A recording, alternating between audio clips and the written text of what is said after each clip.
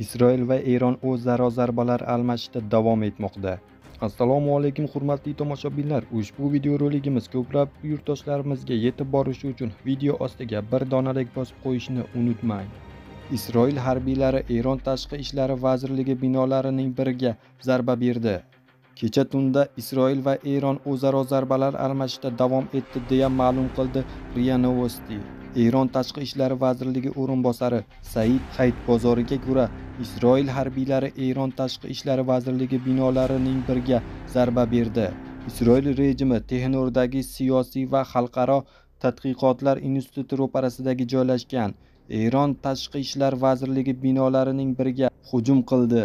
Oqibatda bir necha tinch aholi hujumlardan bir qancha hamkasabalarim jarohat oldi. Ular kasalxonaga yotqizildi deya Xatibzodaning so'zlaridan iqtibos keltirdi Eronning Tasnim axborot agentligi.